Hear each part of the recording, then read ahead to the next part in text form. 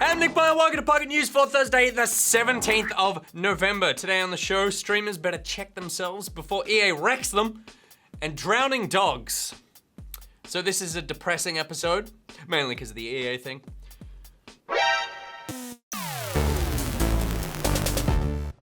All right, here's what's been making headlines. And first up, EA is taking steps to keep its influencers, ERS, in check.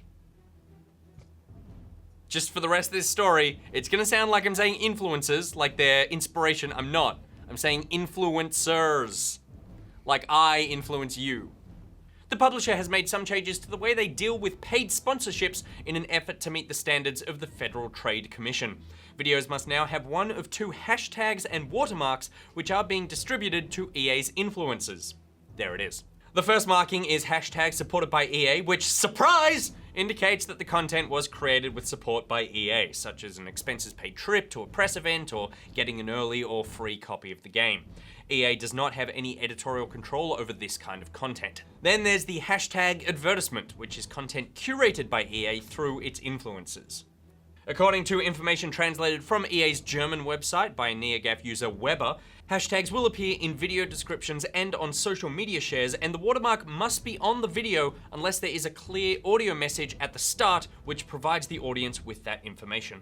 Sure, it will be a bit more paperwork, but it is nice to see some formality and professionalism coming into the streaming and vodcast space. As we know, it's been a pretty volatile space for a while, where the mantle of transparency, mantles up here, is passed between content creator and publisher alike.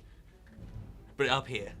Earlier this year, Warner Bros. Entertainment reached a settlement with the FTC after failing to clearly disclose that they had paid people like PewDiePie to endorse Middle-earth's Shadow of Mordor. Basically, EA just want to cover their asses, which is why paperwork exists for all broadcast content like what we make. This is just 1 month's worth of actual paperwork we have to do for Pocket. And by we, I do mean Sunita. PewDiePie, look out. This is coming for you, and you don't have a Sunita, though you could probably afford one. Sunita, you looking for a job? You like the Swedes? Next up, we may have cracked wireless VR. And by we, I do mean Sunita. Researchers at the Massachusetts Institute of Technology, which from now on we will refer to as MIT, have created something they're calling Moo VR. Presumably pronounced mover because geeks can be clever. You know what's also clever? Calling your thing MIT so you don't need to say the Massachusetts Institute of Technology every time you say where do you work. You know who doesn't have that problem? Sunita! For wireless VR to work, the transfer of information needs to be lightning fast in order to avoid any latency in the sending and receiving of motion tracking data, as any small discrepancy is a recipe for being violently reminded of what you had for lunch. The MIT team think they've got it though, as the report states, quote, in tests, the team showed that Mover can enable untethered communication at a rate of multiple gigabits per second or billions of bits per second. The system uses a special high-frequency radio signal called millimeter waves, which is abbreviated to waves, which of course also means Massachusetts mover waves. And many experts believe that these waves will someday help deliver blazingly fast 5G smartphones. The researchers successfully tested the system using the HTC Vive, but suggest that Mover could work with any headset, which is an exciting prospect for the future of VR. There's no news yet of Microsoft sliding in to buy the tech, but that would be such a Microsoft thing to do. And here's a Persona thing to do: delay yourself. Persona 5, which launched in Japan this September, was meant to be coming out in the West on Valentine's Day, which would have been such a romantic gift for my non-gamer girlfriend, but alas, she's gonna have to settle for nothing. Overnight, John Harden of developer Atlas announced that the game would be held back for a couple of months with a new release date of April the 4th.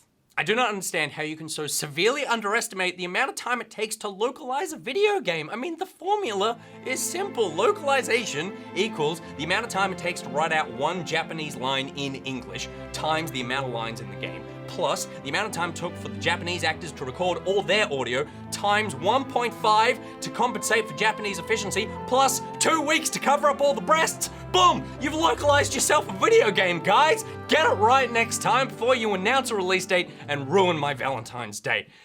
Now, to people who are also familiar with delays, Fallout 4 mods are finally coming to PS4. Well done, guys. You survived the long dark.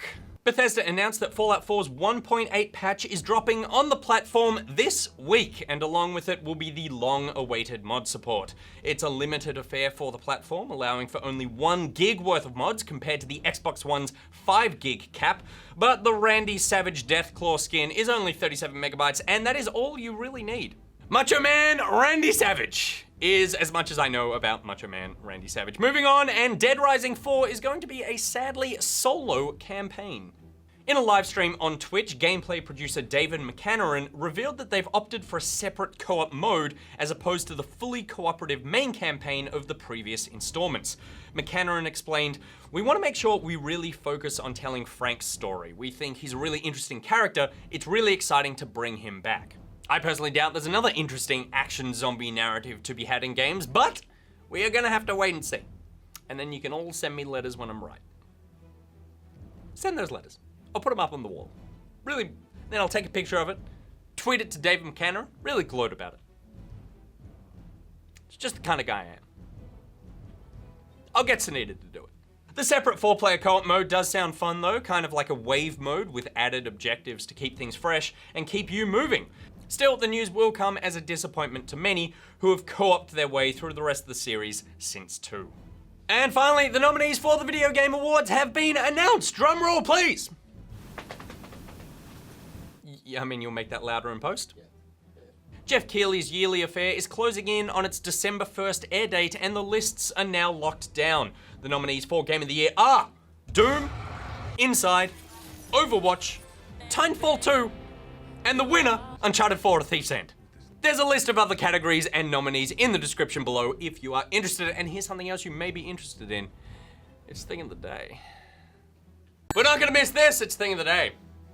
Unless you turn off right now, and then you won't see it. And I won't respect you.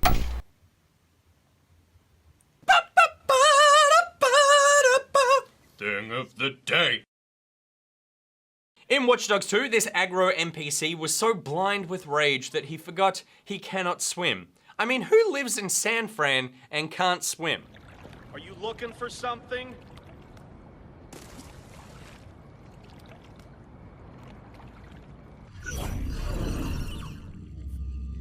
And I won't respect you.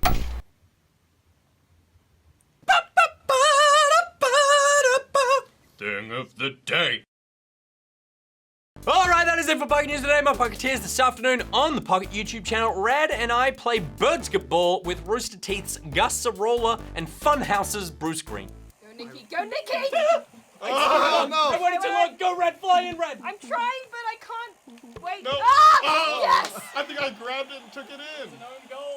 Are you Bruce Green? Then join the Pocketeers Facebook group and Steam group. There are links for everything I just said in the description below. Today's Thing of the Day graphic was made by our very own feathery buddy, Goose. Mangus.